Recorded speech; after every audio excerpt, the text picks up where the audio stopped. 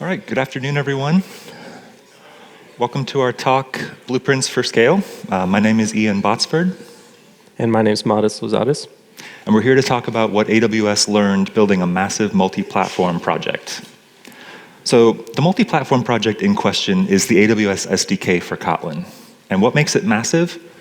Well, it's split across 4 different repositories representing different aspects of the product. It consists of almost 500 different Gradle modules, from everything from AWS service clients to runtime components to internal-only modules which aren't published.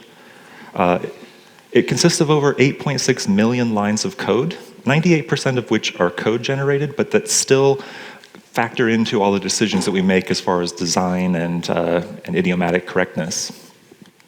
We support 8 different Kotlin multi-platform targets, and we're looking to expand that in the future.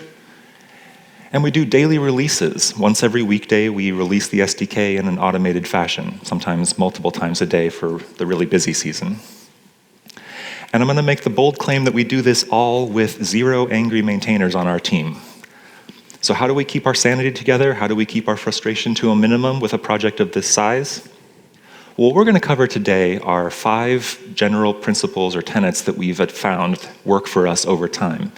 Owning your own dependencies, structuring your project for scale, designing for KMP or Kotlin Multiplatform from the start, avoiding breaking backwards compatibility for your users, and then optimizing the experience for us as maintainers.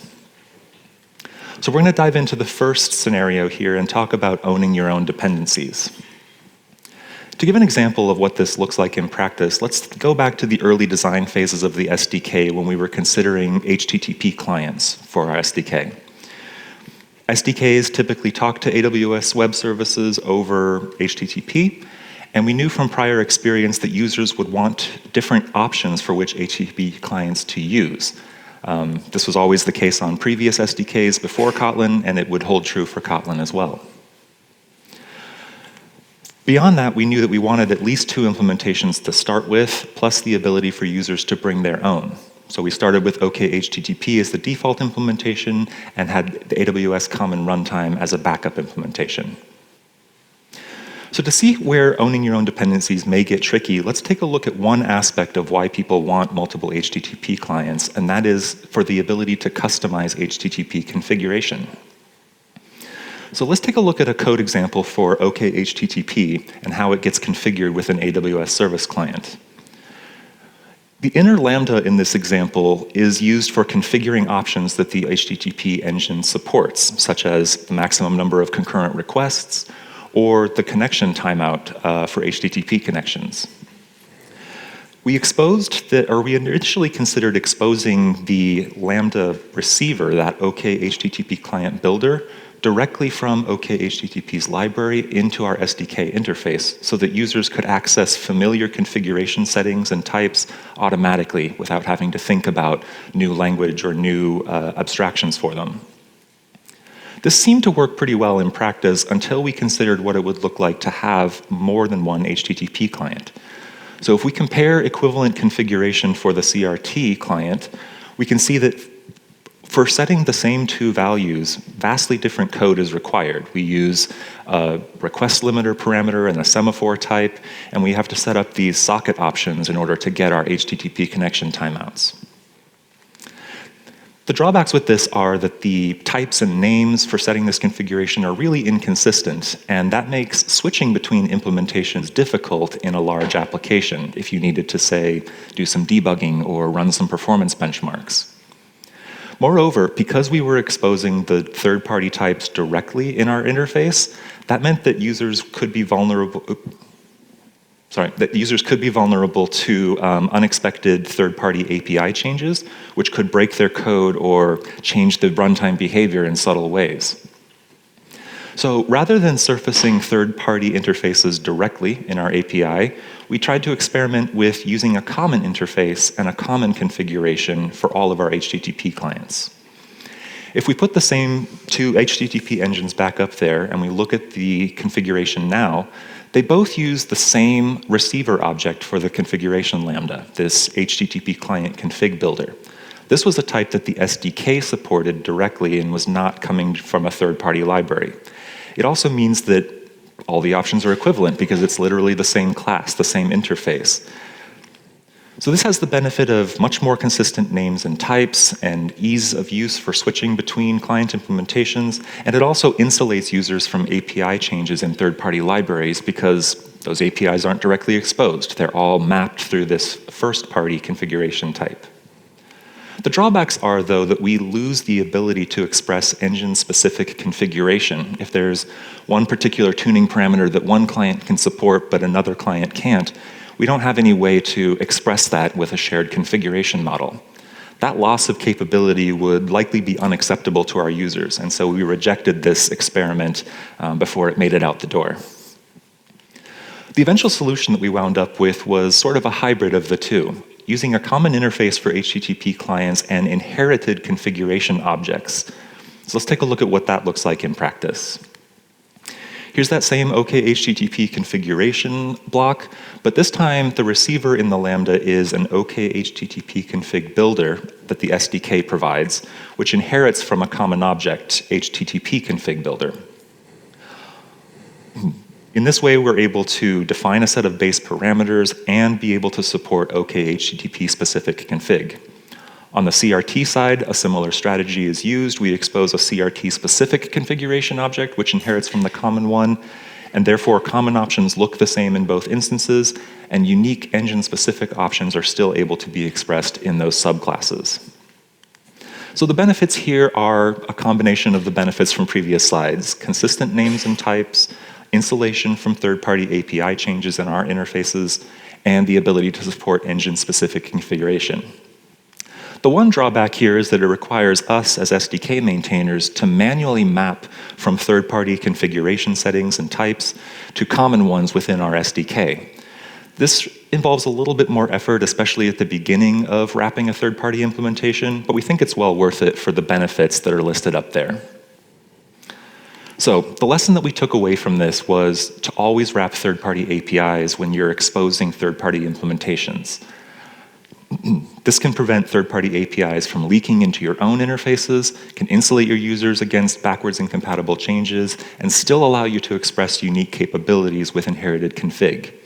A bonus learning is not to try to wrap everything all at once. Wrap the things that you know your users will want, the things that are most common between varying implementations, and then wait for user demand to tell you what else you need to make wrappings for.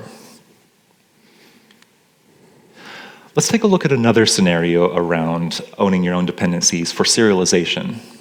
So in AWS SDKs, clients and services communicate in a number of different formats: JSON, XML, CBOR. And unfortunately, each of these formats have subtle flavor differences for various AWS services. For historical reasons, some services use older kind of codecs of JSON, if you will, and other ones use newer formats.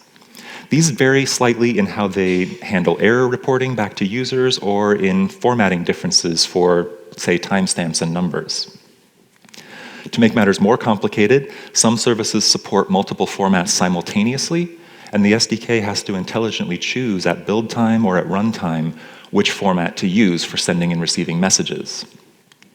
And then finally, as I mentioned in the previous scenario, these formats, these document bodies, are not just sent on their own, they're wrapped in HTTP requests and responses as well. And some services expect some of the parameters to their operations to be passed as HTTP headers or in query string parameters. So when we were considering all the requirements for our serialization capabilities in the new Kotlin SDK, the very natural consideration was, well, let's just use Kotlin X serialization. It's widely supported, it's beloved by the community, has a lot of features to it. But when we started going deep on the design and how we would integrate Kotlin X serialization into our product, we ran into a few snags. At the time, there were limitations around how the constructors had to look for your data objects, namely that all of the parameters of the primary constructor had to be public properties and vice versa. And that meant that new parameters added to data classes would break backwards compatibility in subtle ways. Beyond that, there was limited support for streaming payloads, meaning that entire documents would have to be loaded into memory all at one time, which would be prohibitive on some extra large workloads. While JSON support was first class in Kotlin X serialization, XML support was provided by a third-party integration and not by JetBrains. And the CBOR support was experimental and was still developing its full feature set. And finally, we found that there was no direct support for HTTP bindings in the serialization library, and that meant that we would have to push another layer of serialization code or abstractions on top of Kotlin X serialization to make it work. Now, each of these problems are addressable on their own. We can come up with sensible workarounds for them all. But as they started to stack up, we questioned whether it was worth the cost of using Kotlin X serialization versus going another route. So our next consideration, perhaps somewhat audaciously, was, well, what if we just wrote our own serialization layers from scratch? That could give us complete control over the serialization workflow end-to-end, the ability to fully customize output to precisely what AWS services were expecting from their clients, the ability to natively support HTTP bindings as well as JSON, XML, and CBOR. It would guarantee us 100% compliance with the Smithy protocols that underpin every AWS service. And we might be able to limit the bloat of our artifact sizes by skipping implementations for parts of these formats that we didn't plan to use, like XML schemas or CBOR's half-precision floats.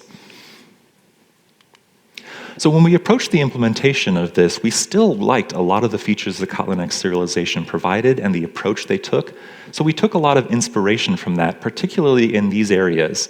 The separation of fields and data types from the way that they are represented as tokens in the document seemed really clean and really crisp to us, and we liked it. Also, the fact that the bindings between types and tokens were handled at build time rather than at runtime was really attractive, because that meant we wouldn't have to rely on reflection, which could incur some runtime performance penalties or some non-determinism. After we got our code generation for serialization working, we started writing parsers and writers for each format, again, skipping the pieces of those formats that we didn't need to support. And then finally, we verified our compliance with each of these formats by using a combination of Smithy's protocol tests and publicly available protocol tests for JSON, XML, and CBOR that were found on the web. The lesson that we took away from this was sometimes it's okay to build your own implementation of something that already has a wide number of implementations out there, particularly if those existing solutions don't meet your needs or require extensive customization. Also, if you're going to write your own implementation of something large and complex, consider using code generation to reduce boilerplate or the chance for mistakes, using KSP, Kotlin Poet, Smithy itself, or some other technology. You can reduce the runtime overhead and the non-determinism possibilities by code generating many parts of your implementation. And then finally, whenever you're implementing anything, it's always worth considering the Yagni principle, or you aren't going to need it. Build only the things that you need. Don't try to build a general purpose solution that expands beyond your own requirements. And then finally, find or create good test data to verify your correctness, to make sure you've built the right thing. With that, I'm going to hand it over to Modest to talk about structuring for scale. Yep. Thanks, Ian. So like Ian showed on the first slide, our project is pretty massive. It's almost 500 modules, 8.6 million lines of code. So let's spend some time talking a little bit about how we structured our projects to kind of enable that scale. First, we'll look at the AWS SDK for Kotlin project. This is kind of our biggest project. It's what our customers come to first. And it consists of a few modules: AWS Runtime, services, some code gen, some high-level libraries that we've been expanding lately, and some examples for people just getting started to the SDK. While we were working on the SDK, we found ourselves writing a lot of code that could be used to generate any SDK, not just an AWS-specific one. So we created a project called Smithy Kotlin that contains the majority of our runtime components, as well as the majority of the code gen components that we use to generate AWS SDKs. And so by doing this, we were able to enable our projects to be reused widely. And actually, if you create a generic Smithy model, you can pass it to Smithy Kotlin, and it will generate a white label SDK ready for you to use in your own products. We gave a talk on that last year at Kotlin Conf, so check it out if you're interested. Next, we'll zoom in and take a look at some of these modules. So these modules actually contain submodules. So the services module contains some of your favorite AWS services like S3, Lambda, DynamoDB, and EC2. The AWS runtime module contains some submodules like some AWS-specific configuration that we've created, the core runtime, and some HTTP. On the Smithy Kotlin side, the runtime contains, like I said, the majority of our runtime. You can see there's some protocols up there like JSON, XML, CBOR. We have our HTTP engines there, some observability platforms that we've integrated with, signers, basically everything you need to use the SDK. Let's say we're interested in only using the S3 client. These are the modules that you would pull in. You can see we don't need everything because S3 is an XML-based service, so we don't need JSON or CBOR. So yeah. If we're interested in using DynamoDB, and let's say we're writing a high-performance application, so we choose to use CRT, and we're interested in monitoring the performance of that application, so we integrate with OpenTelemetry. This is kind of what that dependency structure would look like. And so the lesson that we learned here and we'd like to share is like design single-purpose modules to minimize your artifact size, especially if you're a tool like the AWS SDK, where you're just a smaller component in a larger project. You really want to be careful about artifact size. So zooming out again, we have these two projects that I just brought up, and we also have a third AWS CRT Kotlin that Ian mentioned in the beginning. And while working across all three of these projects, we found ourselves making repetitive changes in each of them. Sometimes we would identify an improvement in the AWS SDK for Kotlin, and we'd go to make those same changes in Smithy Kotlin and CRT. But you know, if it's an early Monday morning and we haven't had our coffee yet, we might make some copy-paste errors. Or even worse, we might make the change in the SDK and forget to copy it over to the other two projects. So to address this, we've created a fourth repository called AWS Kotlin Repo Tools. And this just contains some common configuration that we use across our projects, like linting rules, GitHub Actions definitions that we use to standardize our CI across all three projects, and finally, Gradle build scripts. If you saw the keynote earlier, you saw that massive configuration that you need to do today. We've kind of created some helper functions that apply that configuration so we can write it once and use it in all three of our projects. So the lesson here is to share constructs and configuration across your projects. Next we'll look at designing for KMP from the start. And first we'll start with the status update. Kotlin native support has been on the SDK's roadmap pretty much since the beginning. It's one of our most highly requested features at over 200 upvotes on GitHub. So last year we kind of spent a bit of time setting the scaffolding for the project, and this year we've placed it at the top of our priority. And we've added 10,000 lines of code to the project that was mainly spent implementing 50 expect classes and functions across 400 different files in all four of our projects. And we're happy to say the implementation's complete, and we're currently doing some thorough testing and updating our build and release automation to get it into your hands. So the SDK was designed for multi-platform from the beginning. We knew that we were going to be supporting multiple platforms, but we know that it's tricky to migrate when your project is only using a single target and you're looking to add your second target. So we're going to take a look at a simple scenario here to kind of illustrate that. So let's say you have a function in your JVM-only project that just gets an environment variable. You might just reach for the Java standard library, system.getEnv. But if you're looking to add your second target or even like migrate to multi-platform to start, you'll have to change that to an expect function, then create a new JVM implementation that's the same as we just saw. And then for every new target that you add, you have to create a brand new implementation. So here we'll just use the built-in platform.posix.getinf. And you can see how this can quickly get out of hand if you're using Java standard library APIs all over your project. You'll have to do this for each one.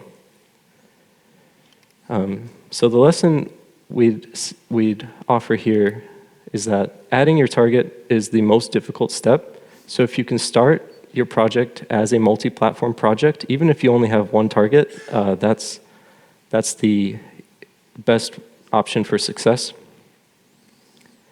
And in general, prefer Kotlin standard library APIs over Java wherever possible. And here's just a simple table with some common Java APIs and their equivalents on the Kotlin side. So you might reach for instant.now, but Kotlin has the clock.system.now. Patterns can be replaced with regular expressions, and so on. And yeah, with that, I'll hand it back to Ian. Thanks, Modis. So next, let's dive into a favorite topic of mine, which is backwards compatibility. So again, let's look at a scenario that popped up during the early design phases of our SDK. We were thinking about the types that are used to send and receive data from AWS services. So as we saw previously, SDKs communicate over HTTP using JSON or some other format. But that's not what users interact with directly. The SDK provides typed interfaces for the calling code to interact with services in a much more idiomatic way for Kotlin developers. Users create and/or read instances of these types, but critically, the service API structures and types that we have to support may change over time. As services add new features or even deprecate old features, the structures and types are not entirely stable. And so it was a real requirement for us to be able to support adapting to service changes without breaking user code wherever possible. So let's take a look at an example of how we might approach this problem with the S3 list buckets API. This API at the service level is just a simple HTTP request. It's a get to the root path, and optionally, one or more parameters can be passed in as query string parameters. If we were to map this to a Kotlin representation, we might first reach for a data class. A data class can model all of these parameters as Kotlin types, and because all of them are optional, we make them nullable with the question mark. And then calling code to instantiate this request object looks fairly comfortable and fairly familiar. But what happens when the service decides to expand its feature set and support a new parameter for this API, say a prefix that allows you to limit the results that you're returned? Well, we can expand the data class to include a new parameter, but now our user's calling code that has not been modified yet will start to break at compile time, because they haven't passed in a value for this new argument, or for this new parameter prefix. Well, it seems at first like we could fix this by just adding a default to that parameter of null. Now users don't have to make any changes to their code, they just recompile it and it works. But what happens if they don't recompile it? What happens if they use the same code without rebuilding it, but the dependencies change because of transitive dependencies in other parts of their application? Well, in order to understand the subtle problems that can happen here, we're going to need to dive a little bit into binary compatibility. So the Kotlin code that we've been talking about gets compiled on the JVM to bytecode that looks somewhat like this. At the top, the class file for list buckets request has method signatures for each of the methods that it supports, including the constructor. These method signatures consist of a name, which for constructors is init. It consists of the list of parameter types that the method accepts, in our case, string, string, integer. And then it also consists of the return type of the method, in this case, v for void, or unit in Kotlin. On the calling side, when we're instantiating one of these requests, you can see that after the JVM pushes a few values onto the stack, then it invokes the method by using that exact same method signature, the combination of the name, the parameter types, and the return type. And then it becomes easy to see that the problem with simply adding a parameter to our SDK code is that it changes the method signature in the class file. And if the calling code is not recompiled or it does not aware of the SDK's change, then it will fail to resolve that method at runtime with a no such method error. So how do we get around these problems? How do we make it possible to evolve our data types without breaking users every couple of weeks? Well, the solution is to avoid data classes altogether and favor instead non-data classes and mutable builder objects. Let's take a look at an example for list buckets. So we've rewritten our request type now to use a standard plain old Kotlin class, and the primary constructor no longer takes all of the fields as arguments, it takes the builder object, and then uses that to initialize the value of each of the fields. We have an inner builder class, which is basically a mutable copy of the outer class that allows users to set those values individually, and then it will be passed to the constructor of the outer class.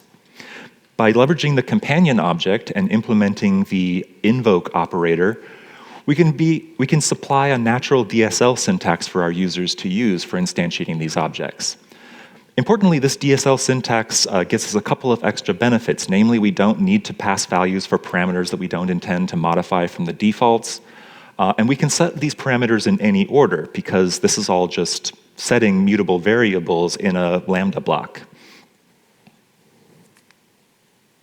Now when we update the request class and we add a new parameter, everything just works. There are no runtime errors, there are no compiler errors, because every one of the backing values is already being set in the builder to some sensible default, in this example, all null. And so there's never a problem of forgetting to pass a parameter or it not being initialized properly. So the lesson we took away from this is avoid data classes in your public APIs. New parameters can break calling code in constructors, as we saw, but also in the copy methods that data classes provide, and when using positional destructuring. Adding defaults seems like an easy escape hatch from this, but they actually introduce problems with runtime method resolution because the underlying JVM method signatures will change. And then finally, consider using builders with defaults as a replacement for data classes in these scenarios. Now, this rule is not absolute. There are still times when data classes may be okay, such as when the parameters of your type are definitely stable, such as if you have a 2D point class and it has an X and Y parameter, you're probably never going to add another parameter to that type. Similarly, if you're dealing with a box type or a wrapper type, where there's only a single value under the hood, then a data class will probably be fine for that. Let's take a look at one more scenario around backwards compatibility, and that is for what I'm going to call predefined values. So AWS services will occasionally use meaningful string or integer values from a finite or discrete set where there's only a limited set of options available to the user.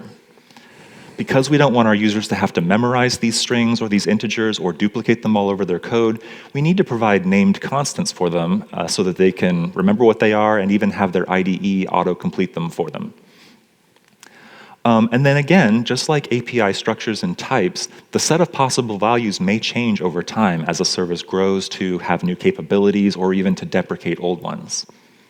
So let's take a look at some of the challenges in practice. And we're going to look at Lambda functions and the notion of runtimes.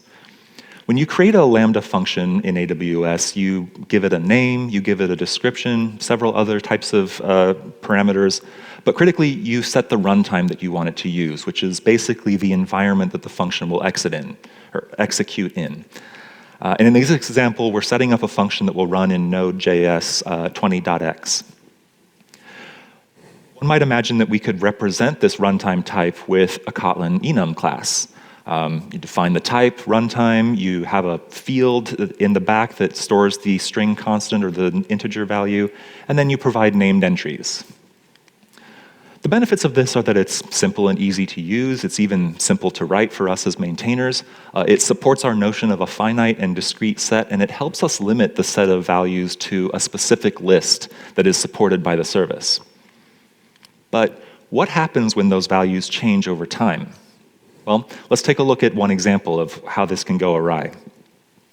It's oftentimes the case that you'll have a complex application consisting of many different components, some of which may be using different versions of an SDK or of a service client. So let's say that some component of your application, like the front-end web part, is using a newer SDK client that was made after Lambda started supporting the runtime Python 3.14. We create the function, we send it up to AWS, and all seems good. But then let's say another part of your application that's relying on an older SDK client tries to read information about that function by calling the get function API. This will actually fail at runtime with a deserialization error because there's no way for this client to understand the value that's coming back from the service. It doesn't have a corresponding enum entry for Python 3.14, and so it has no way of representing that to the user in a Kotlin data type.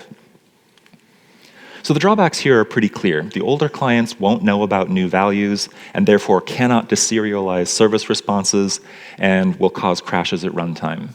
This also complicates incremental upgrades to your applications where you want to roll out new dependency versions gradually as opposed to all at once.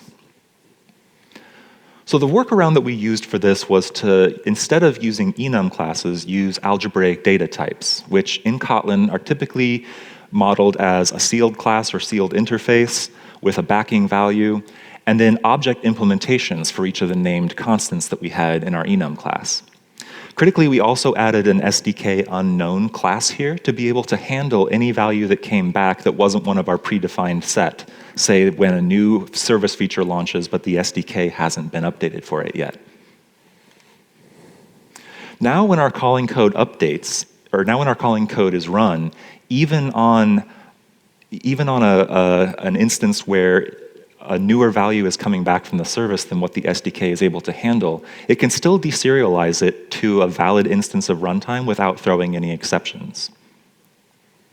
So the lesson that we took away from this here was to favor algebraic data types over enum classes in the public APIs. Using a sealed class or interface and adding object instances as implementations, and especially including an unknown implementation to handle unknown responses, made it a lot easier for us to grow and adapt these enum types over time. And then if you do go this route, consider adding some of the conveniences that do come with enum classes out of the box, such as entries or a toString. And like the last rule, this one is also not absolute. There are some situations where reaching for an enum class may be acceptable, particularly if you're confident that your entries won't change over time. For instance, if you have an RGB type and there's only red and green and blue members of it, it's highly unlikely that you're ever going to add any more entries to this, so an enum is probably safe. All right, with that, I'm going to hand it back to Modest to talk about optimizing the experience for maintainers. Thanks, Ian. Yeah, so earlier in the talk, Ian said that we have 0 angry maintainers. We like to think that, and I'll talk about some of the things that we've done to kind of improve our own experience. And yeah, the number one tenet that we like to follow is to keep hands off of dangerous, repetitive, boring processes. And so we're going to demonstrate some of the things we've done through a scenario. Let's say we're working in the Smithy Kotlin project, and we get a bug report one day where someone's saying, my structure is failing to be code generated. I'm giving you some valid Smithy model, and your code gen is blowing up. So we pull down the code, work on it a bit, fix the issue, and we're ready to push it up to GitHub and start the review process. So this kicks off a series of CI checks. The first one would be verified changelog. And so changelogs are something that we introduced early on in the SDK's life. And it essentially came up because we were failing to present to our customers the changes that we were making pretty regularly. And so we've introduced these changelog entries that we include with every PR. They're basically just a JSON object with a unique ID, the type of fix, a human-readable description of the fix, and a link to an issue if it's appropriate. And during our daily releases, these all get combined and merged into a single changelog entry, grouped by the type of change, even including a link to the original GitHub issue. And it can even leave a comment on the original issue and let the customer know that the issue was fixed, set it to auto-resolve. But importantly, not all of our changes need a changelog entry. Some are just internal changes that we don't really want to advertise. So we also have an option to add a label to a PR saying no changelog is needed. Either by adding a changelog entry or adding that label, we fix the issue and we're ready to move on to the next step, which is actually building and testing the code. Over time, we've added more and more checks to our test suite here. One important one is end-to-end tests, which uses real SDKs against real AWS services to test the entire end-to-end flow against a set of tests that we maintain. We have a test that generates all of the services, and this one might be particularly important for the change we're making here since it's related to CodeGen. We want to make sure we're not breaking some random member in one of the 400 plus services that we have. We test against a matrix of JVM versions to make sure we're not regressing against a single JVM version. And we're also testing against multiple different platforms. And this is especially important as we move to KMP. We want to make sure we're not regressing on a specific platform. In this case, let's say Windows failed for some reason. Maybe we got some line separator mismatches or something. But whatever the problem was, we fix it, and we're ready to move on. The next check that we have is an artifact size check. This is something that we've recently added. So let's say our PR involved changes to two modules, CodeGen and XML. What the artifact size check does is it compares the current module's size to our latest release and makes sure that it doesn't increase too much. So let's say the latest release for the CodeGen module was 12.9 kilobytes, and our proposed change bumps it up to 13.3. That's a 3.1% increase. It's an increase, but it's not enough to trigger our threshold, which is currently set at 5%. So we look at the XML module, which started at 16.9 but went up to 22.3. That's over a 30% increase. Since it's a bug fix, it's probably fine, but this check is there to kind of remind the developer to double check things and make sure they didn't do something wrong, copy and paste in a bunch of code that wasn't meant to be there. And we allow developers to bypass this check by adding another label, acknowledge artifact size increase. So however we fix that, either by fixing the artifact size or adding that label, we can move on to look at the next check, which is binary compatibility. And this is something that Ian mentioned earlier, and we're really careful about not breaking binary compatibility and kind of preserving backwards compatibility as we release new versions of our SDK. So again, we made changes in the CodeGen module and the XML module, and we use Kotlin's binary compatibility validator tool.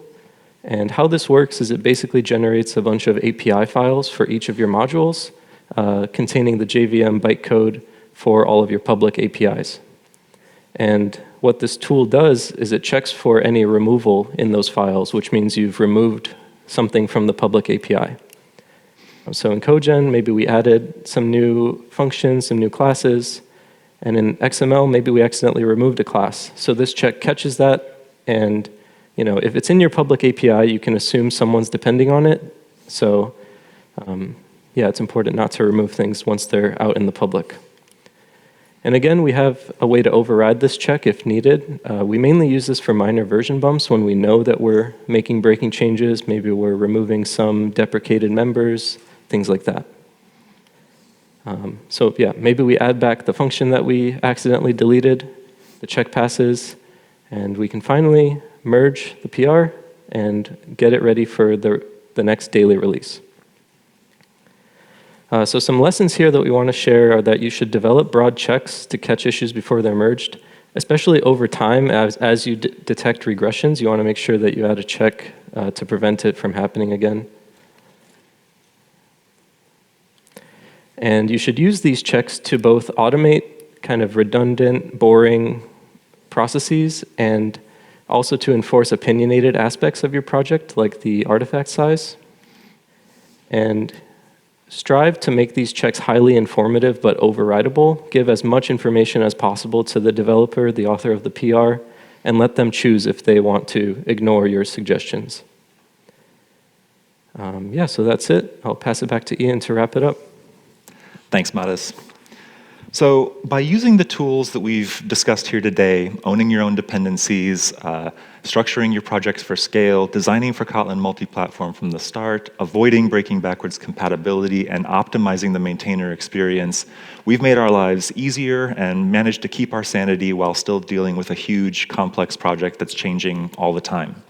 Hopefully you found something here you can use in your own projects and make your own lives better and your own customers' lives better. Thanks for listening to our talk. Please don't forget to leave feedback in the Kotlin Conf app. And with that, we'll open it up for some Q&A.